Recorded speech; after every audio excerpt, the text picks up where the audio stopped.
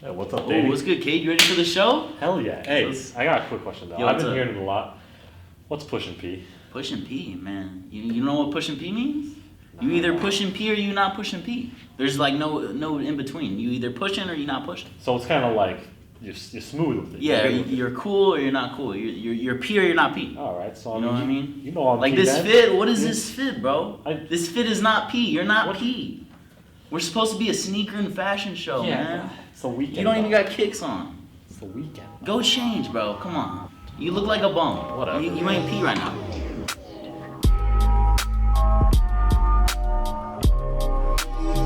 I'm joined here by Danny Stipanovich. And real quick, we're just going to go through a quick rundown of what we're wearing today. So, Danny, I'll let you go first. Hey, let's get the show started off right. It's the first show of all time, 94 feet. So I had to bust out the Jordan 1s. Come on. Got the core purples. Rocking the, what am I rocking? Little cargo pants, and vintage tee purple. And I'm repping the Lakers today because they need my support. We'll get into that later. But I'm repping Frank Vogel right now on my head. Lakers cap. What you rocking, kid? All right, so pretty much feet down all the way up to the hat. I got the new Crimson Air Jordan 4s. I think that's a good day to bring them out. You know, new shoes, new show. We got to rock with it. Okay, Undiesed, undiesed, just now. Hey, just right now. Then we, of course, we got the camo cargo pants. We got the ASU 97 Rose Bowl shirt. And then I got the Hat Club exclusive, the PB&J D-backs hat. So we rocking with some good stuff today. But for a quick rundown of today's show, we obviously got, as Danny said, Frank Vogel on the hot seat. We're going to talk about a little bit about that and what we might expect from there. We're talking about some all-star voting. Me and Danny are going to go through our own little draft. And, of course, we're also talking about the top fits or the top shoes of 2021, as well as some of the 2022 fashion trends and even our picks for this week's bit of the week that we've seen in the NBA. So, yeah, let's start with that first segment. Obviously, the Lakers not looking too hot this season. They got to win last night in Orlando to get up to even 500. But, of course, the big news out of this week is that Frank Vogel, possibility that he might be out pretty soon. Coming from LA, Cade, huge Laker fan, I'm telling you right now, he's going to get fired. That's my prediction. I don't know if it's going to be within the next week, within next month, maybe in the offseason. He's going to get fired. He is going to be the scapegoat. I'm sorry. For Rob Pelinka, I mean, I'm putting this Lakers season, they're falling behind 500. LeBron, Westbrook just not working. And I'm putting this on Rob Pelinka. This is not Frank Vogel's fault. Firing Frank Vogel is not going to do anything. Okay, just 2 years ago, this Lakers team won the championship in 2020. This was 15 months ago, and now they're cratering. Once they fire Frank Vogel, it's going to look desperate. I mean, you really can't blame him. Like I said, they won the championship 2 years ago, and they only have three players that were on that championship team right now. So for some reason, Rob Pelinka thought it was a good idea to blow up a championship roster. The only players they have right now are LeBron, of course, AD, and TH2, who is 19 years old. I'm still older than him right now, and it's just bad roster decisions. They replaced Kuzma, who's taking the Wizards to the 8 seed. That's better than the Lakers. They got rid of KCP, a 3-and-D player. Caruso, just an energy guy, a fan favorite. Defense, that's Frank Vogel's specialty, defense. And they're getting rid of all these defensive players. He's playing 28 minutes for the 1 seed in the East. Montrezl Harrell, I know he didn't really work out for the Lakers, but that was another energy guy. He's averaging 14 and 7, so these guys are doing good. They got rid of Keith Morris. He's another defensive guy that Frank Vogel liked to use. He's like 6'10", stretch the floor. Another energy guy. He's on the Heat. They're thriving. And then I know Wes Matthews. They got rid of Wes Matthews, but he's another 3-and-D guy. And who do they replace all those guys with? That won a championship with LeBron and AD. They replace him with Westbrook, who can't shoot. He doesn't play defense. He leads the league in turnovers. They got Malik Monk. Really? I mean, he got dumped by the Hornets. He's on a 1-year deal. I know. Okay. I mean, maybe I like Malik Monk. He's kind of nice. But they got nice. Melo. He's 37. They're playing Melo 27 minutes per game. He's 37 years old. He can't play defense. Kent Bazemore, he's supposed to be 3-and-D. But, I mean, this guy's 3-and-D. There's no 3 there. He's shooting 33% from the field. He's averaging 4 points per game. Come on. Wayne Ellington, 34 years old. He's shooting 39% from the field. And then they got Trevor Ariza, a 3-and-D guy, but he's 36. And then DeAndre Jordan, he's just washed. So all these roster moves that Rob Pelinka did just doesn't help the team, and they're going to get rid of Frank Vogel for that. I mean, Lakers are desperate. They were playing Isaiah Thomas 25 minutes per game after he was chilling on the couch for months waiting for a contract. Okay, well, hold up. I got to pause you right there. Okay. I will say this, Isaiah Thomas, I mean, when you're dealing with the COVID issues that the Lakers had at the time, they needed somebody, but I definitely see where you're coming from. I'm just saying it looks desperate. I mean, to bring in Isaiah Thomas, who, was crossing up dudes in China, to play him 25 minutes per game, like, man, the Lakers, they're just down bad. Stanley Johnson, he's on his second 10-day contract, and he's playing 20. He started 5 games. He's playing 25 minutes a game also. Like, these guys, this is just not a good roster that Pelinka built for LeBron and Frank Vogel. And then and AD's hurt. For some reason, Laker Nation and Pelinka, they forgot that Anthony Davis, the second best player on the team, is hurt. I mean, you saw what happened with the Sixers when Ben Simmons, he's not playing. So obviously they're not going to be as good. They're not freaking out in Philly about that because they know they're not going to be good with Simmons. And then Kendrick Nunn, just a scorer. He hasn't played at all. So I'm just saying he's going to get fired, but it's not his fault. Yeah, no, I agree with that. One thing you did mention that I think really sums us all up is the whole idea that this Lakers team is desperate, You look at some of the stats from these games, and I don't think it's necessarily that some of these players are bad. I mean, don't get me wrong. They had a lot of big changes from that 2020 championship run to now. But, I mean, you go back 2 years, 3 years even, I mean, you think of Westbrook as a big-time name. You think about picking him up and seeing that he would do good for your team. And you're hoping that, at least from what I saw, Lakers fans saw that and were hoping for the same thing. At the end of the day, though, I mean, you look at it, too. You see what their upcoming schedule looks like. I mean, they obviously just got done with Orlando. That's the first of a 6-game road trip out east. You're at Miami, at Brooklyn, at Philadelphia, at Charlotte, and at Atlanta. Those are all playoff teams from last year, so it's going to be a very tough road schedule right here. I could see Frank Vogel getting fired after this. Yeah, I would not be surprised. I mean, that's taking you into the very end of the month. So I could see Frank Vogel getting fired by the end of the month. Yeah. And one thing that I will touch on, too, is don't get me wrong. I think Frank Vogel's a good coach. He obviously won a championship with his team in the past. But when it comes down to having some of the talent you have on that team, no matter how old it is, and age does have a huge role to play, it can't go it has to. I mean, shoot, my bad. Sorry for that little stutter there. You're but good. It can't go unnoticed that, I mean, these inconsistencies have to come down to some coaching as well, I mean, you look at some of the stats that people like Westbrook are putting up, how he's, in the past, has put up some great games. I mean, you had a triple-double season a few years back. But as of now, I mean, it's just inconsistencies all around. You have LeBron James playing well, but obviously when he's injured, the Lakers aren't looking good. You have Anthony Davis who plays well consistently, but when he's out, the Lakers aren't playing good. And then you have just a mix of just different players that can go off for 20 points in a game, and then for the next 3 games put up absolutely no stats. Yeah, I mean, there's no team chemistry. They haven't been able to, have a cohesive starting 5. They were starting Dwight Howard last night against the Magic. He was playing for some reason he got cooked by Jokic a couple games ago, and he's starting again. It's like they just don't have bodies. They're playing Austin Reeves, an undrafted rookie, 20 minutes a game, AR-15. But I remember when he got COVID a couple weeks ago, Lakers fans were freaking out because they lost their shooter, and they're freaking out over an undrafted rookie. Lakers are just down bad. I'm sorry. No, I agree. I think they do have a lot to work on right now, especially going into this East Coast road trip. And do you see Lakers making the playoffs? I think they're going to make the play-in. I don't think they're going to make the playoffs. And even then, if they make the play-in, I think they're going to rely pretty heavily on a player like LeBron and AD to carry them through that. At this point, I don't see them going past the first round. I think, obviously, once Frank Vogel is fired, again, it's not a matter of if he's going to be fired. It's a matter of when he's going to be fired. Once Frank Vogel is fired, you're now looking at having to bring in somebody new. It's probably going to be Fizdale. I mean, he's spent some time as the acting head coach when Vogel had COVID. I think when you bring somebody like him in, they might. I mean, I think there's a chance that the Lakers might even look at him as the next potential head coach. Let me give you a little conspiracy theory as the next Lakers head coach. This is Lakers Nation going deep in to the mystery. Kurt Rambis, Rob Pelinka's left-hand man, throwing out these stories. Is it him throwing out these Vogel getting fired stories? He gets Vogel fired. He's in Rob Pelinka's ear, and then he gets the next job. It's a possibility. I mean, when you have Cue that, the music. I was gonna say when you have that relationship with Pelinka, there's always that possibility. I mean, it's a weird example to use, but you look back at The Last Dance, and you saw what Jerry was doing with his as the general manager. Yeah. He was letting Iowa State's head coach kind of get in his head, and that was his replacement for Phil Jackson. But at that point, we'll have to see how this all plays out for the Lakers, if and when Vogel will be fired.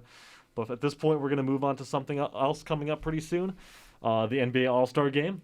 The starting five will be released January 27th, and we thought we'd have a little fun in here and draft our own starting five. So, you want to do rock, paper, scissors for this first pick, kid? I'm good with rock, paper, scissors. I also got a number generator, but no, I kind of like rock, paper, scissors. Okay, we'll go. We want rock, paper, scissors. Shoot. Shoot, okay. Okay. Rock, paper, scissors, shoot. Okay. Okay. Okay, yeah. I'm actually going to take the second pick, if that's cool. You can you take the taking first. the second pick? All right. You want to go snake? Yeah, Are we we'll do doing snake? Okay, All right, so yeah, we'll do that. No. Wait, what? I'll take the second. I'll take You'll the take second. second? All right, Okay. if we're doing snake, we'll do second. Yeah. All right, so with my first, First on the board. Who are you taking? I got to go with the potential MVP candidate for this year. I got to go with KD, Kevin Durantula. We'll see how he does as number one. Okay. Starting off your team with a score. Exactly. My first pick, I want someone I want this guy to be the focal point of my team. So I'm gonna go with Nikola Jokic actually. Okay, Second pick. Joker, Are you writing down the rosters? Yeah, I am. Okay. My third pick, I also want to stretch out the floor. So I'm going Steph Curry. Ah, shoot. I was hoping you wouldn't pick him up. You know, That's a good pickup right there. 26 points per game. He's got to be a starter. Oh, for sure. Yeah. No, 100%. I think he's a starter. I think, again, MVP candidate Yeah. right there. Shoot, in that case, I got to go DeMar. DeMar, really? Yeah, Ugh.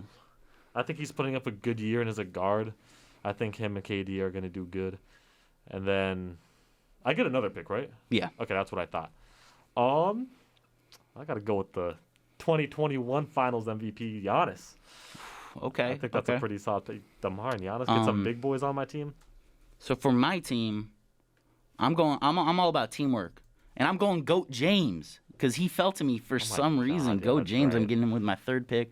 I have Jokic, Steph, and LeBron, three guys that can pass the ball. As of now, we're just going east-west pretty much. Yeah. Okay, and then I have one more pick. Yeah. Two more, but I have one more right now. One more, yeah. Okay, I kind of want a big body. Jokic can be kind of soft down low. I know he's fluid, Hey, but I he's want a working big on it, body. though. I'm going Joel Embiid for my fourth okay. pick down low. We'll we take got that. some twin towers down low, but Jokic he can move around. So okay, I like that. No. I could see that going well. Let's see who we're going with. One second, let me write this down real quick. Okay. And then you want to put this on Twitter and see who vote? Let the people vote on who had the better roster. Okay, I like mine already. And I mean, You don't I do have to, too. yeah. But shoot, let's look at this because who do I got so far? I've got. Dude, I need another. You got guard, DeMar, too. Oh, I get two KD, back. Yeah. Giannis. All right, I'm gonna go with the kid from Dallas, Luka. Ooh, I'm about happy Luka. he fell to me. And then we're gonna have to. Shoot, that's a tough one. Because you picked up Embiid. Where you going? That's the next. I mean, can I say a healthy Anthony Davis? no, I can't say healthy. No. Okay. because he's not gonna play. So Yeah, that's true. I guess. All right. Yeah. Oh, I'll go Andrew Wiggins. Oof. Oh, yeah, I'll go Andrew Wiggins. The pick is in Andrew Wiggins. Okay, I already won. So Oh, for my yeah, last okay, pick, whatever. is this my last pick? Yeah. Okay, last pick. I want someone who can get a bucket, an automatic bucket, fourth quarter. This is gonna be a high-scoring game. My team versus your team, Kate. Oh, it so is. I need a closer. I'm going Jason Tatum as a Lakers fan. I know I don't like the Celtics, but I love me some Jason Tatum. Future Laker in 2 years. Jason Tatum, welcome to the squad. I got LeBron and Tatum. They'll be That's a good duo. yeah.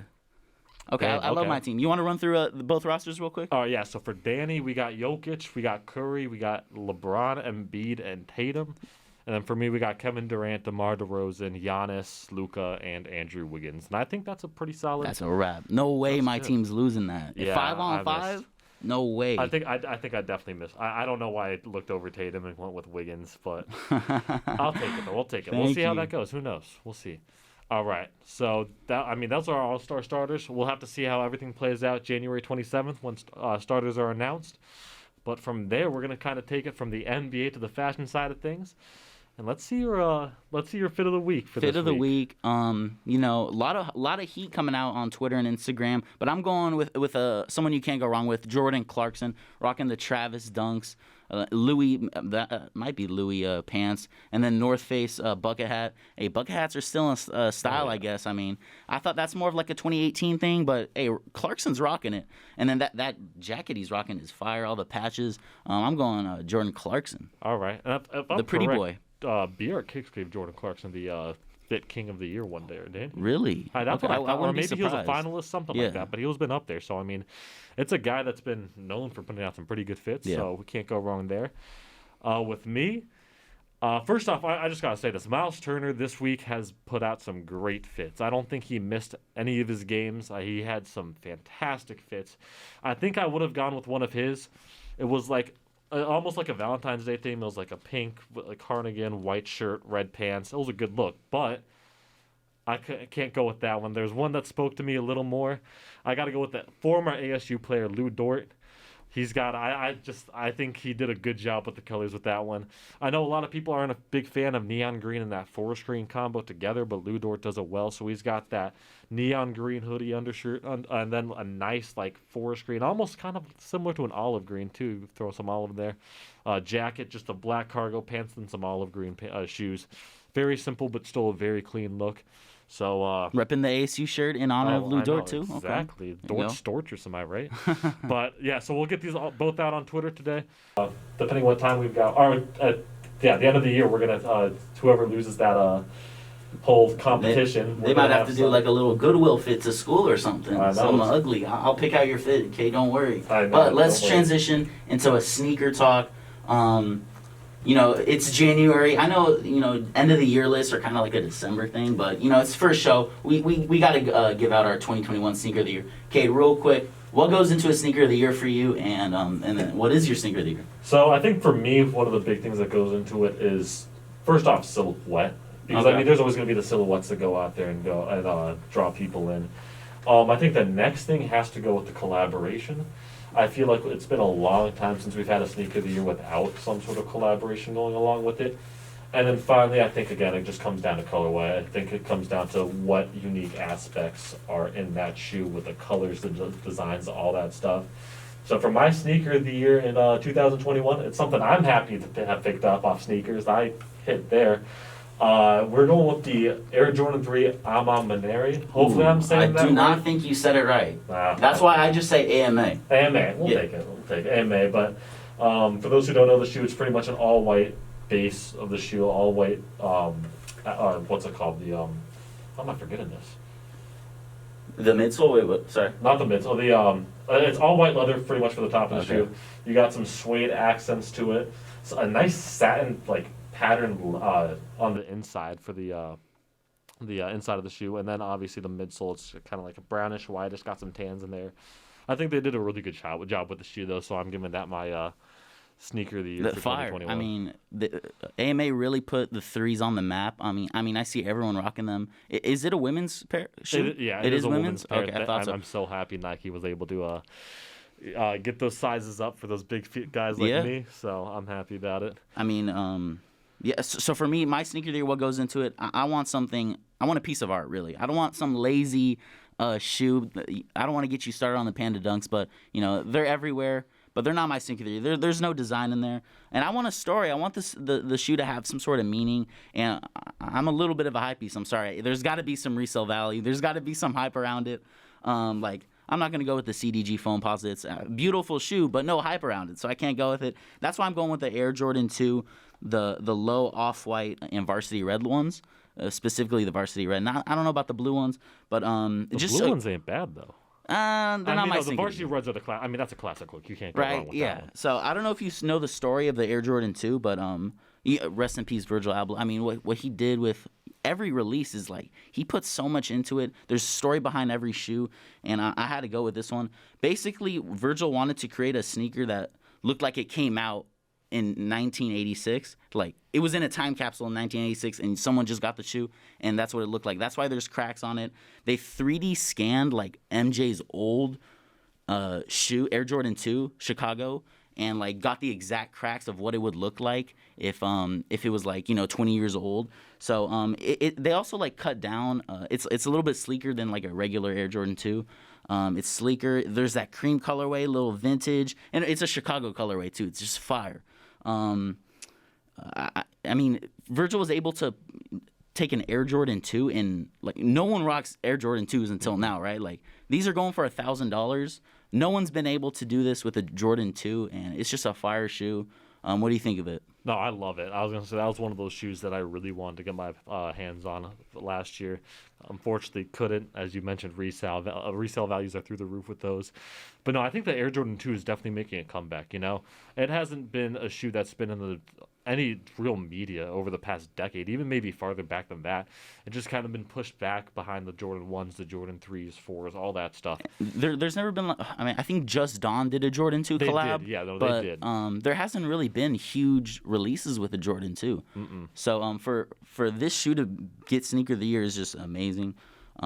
Let's get into some fashion talk. 2022, new year.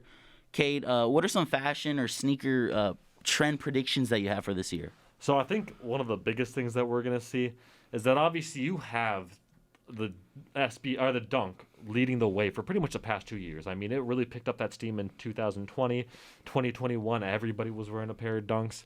I feel like that's going to change up this year, and I actually think it's going to go to a company that's not Nike for the first time in a long time, I feel like. So I feel like with something like that, I think that New Balance with the 550s, they've been doing a fantastic job with those. I think those are getting a lot more hype. I think New Balance is going to continue to push those out, and I think you're going to see that possibly go down as one of the best silhouettes this year. And in my opinion, I think it's something a lot different. I think people do want that variety instead of having to go with Nike consistently. So I think you're going to see that New Balance 550 take over lot of hype. I like that take. We saw the Dunks, we saw the Air Forces, we saw the Ultra Boosts. Is this like the next thing that everyone's going to be rocking? I say so. I mean, don't get me wrong. I think that New Balance has put out a lot of good shoes in the past. But it does sometimes take that time for something to like really get recognized, to get appreciated, and then for it to blow up everywhere. And I think, as mentioned, I think it's a good, nice silhouette that has that old-fashioned style. And New Balance has been doing a great job with these to make it work out for a lot of styles overall. I like it. I like that prediction. I mean, just to have something other than Adidas and Nike is going to be great. My prediction is, I think that boots are going to take off in 2022. What type of boots? We're talking Chelsea's? I'm talking like Doc No. Not Chelsea's. Chelsea's, that's 2016, bro. I thought we moved on from that. No, we did. I'm talking Doc Martens. I think there's going to be a little bit of a mix between the sneaker world and the fashion world. Because, Docs are more like a fashion thing, right? They are. I think there's going to be a mix. Our Legacy fashion brand came out with a boot. It kind of looks like a Balenciaga trainer. It's a sleek boot. And then Yeezy dropped boots in 2019, and he sneakily released more boots in November that kind of went under the radar. Were those like the moon boots it looked like? Yeah, they were kind of chunky and maybe a little too chunky and fluffy. But so I think that we'll see boots take off a little bit more in the sneaker game. What do you think of that take? I like it. I think there's a big chance it could happen. I think you're starting to see it happen a little bit as time goes on. I think it could really take off. I think they've got potential behind them. I mean, somebody like me, it'd be kind of hard to rock boots because especially with those thick soles, I mean, you're making me look like I'm 6'8". And so also, we're in Arizona. There's not much of a need for boots, but I'm talking maybe everywhere else other than Arizona. No, I could see that. I mean, personally, me, I've been looking at a pair of Timbs possibly, and I think that was, again, kind of going back to 2016 still, having that hype there. But no, I can see boots kind of making a resurgence. I think it's getting to that point where they're getting popular enough, and it could work out. I really think it could. I think, like I said, people are starting to bring them back right now. It's just going to be a matter of time, and obviously, as you've said, probably in 2022 this is or 2022 this is going to happen, where it's going to just take off, and everybody's going to be having some form of boots, It still feels weird saying 2022. Like, for me, it still feels like 2020. I don't know what it is. Right? I don't know why this always comes back to mind, but I remember watching SportsCenter like 10 o'clock at night. I think this was maybe like 2013, 2014, when they're still making talks of the St. Louis Rams and the San Diego Chargers going to LA, and they're talking about having that done in 2020. And I was just thinking, like, dang, like that's a long time from now. And now it's 2022, and it's just crazy to see. Wow, geez, that's kind of trippy. Oh, for sure. All right, but real quick, do you have a possibility for like a shoe of the year for this year? Like anything that's coming out? We touched on this already in our 2021 sneaker of the year. It's kind of a mix. I'm going with the Air Jordan 3 Chicago colorway. You said a Jordan 3 was a sneaker of the year for 2021. I said the 2 with the Chicago colorway was sneaker of the one. Best of both worlds. Air Jordan 3s are back on the map. I don't have a pair personally. So I'm looking to get my hands on those this year because you can't go wrong with the Chicago colorway. Oh, not at all. All right, no, I agree with that. I think they've got, and those are scheduled to release in August, I think. Yeah. So those are going to be a good way to get us into that holiday season. For me, I'm going to do something that almost replicates what Dior and the Air Jordan 1 did a few years back. I think they're keeping it to 200 pairs, but we're going, for my shoe of the year, I think one that's going to get a lot of hype is the Off-White Louis Vuitton Air Forces. I think there's a lot of potential behind those, and I think those are going to look fantastic. I mean, I've got a picture right here. The yellow, I know people aren't a huge fan of yellow, but I think there's a great way to really incorporate yellow into a shoe. And real quick, I got to pull this up real quick. So going with the 3s and the 4s, I know that there's a lot of controversy about whether people would rock it with the back tab with the Nike Air logo or with the Jumpman logo. I know the Nike Air logo is the more traditional logo. The Jumpman logo obviously is becoming more popular, especially with some of the colorways that aren't the traditional colorways. What's your take on that? My take is the old heads like the Jordan 1. The people that know how to rock them, I should not be disrespectful. But the Nike Air, it's got to be Nike Air. If it doesn't have Nike Air, I don't want it. I have the cool gray 4s that don't have the Nike Air, and I kind of want to sell them because they got the Jordan logo. What's your take? Give me 30 seconds. We got to go. I'll say this real quick. I think when it comes to that retro, those retro colorways that were initially released, go with the Nike Air. Yeah, go with the Nike Air. Go with the swoosh. What are we doing? I mean, like I said, I've got the Crimson 4s on right now. They're not one of those original colorways, so I'll take the Jordan logo on the back, but I still think that the Nike Airs are going to look a lot cleaner on that. Of course. All right, so that wraps up today's show. Again, do you pay attention on Twitter and Instagram at 94 Feet Show. That is 94 FEETSHOW. Subscribe to us on YouTube. Follow us on TikTok, Instagram, exactly. Twitter. Get that all out. We'll be having some polls out later to let you guys decide on what we're going to roll with, what bit of the week is better. And we will be seeing you next Saturday. If you made it this far, you're a real one. Thank you so much for watching. If you enjoyed what you saw, make sure to hit that like button, show some love, subscribe, and turn on post notifications. And if you haven't followed us on any social media yet, follow 94 Feet Show on Twitter, Instagram, and TikTok. Thank you.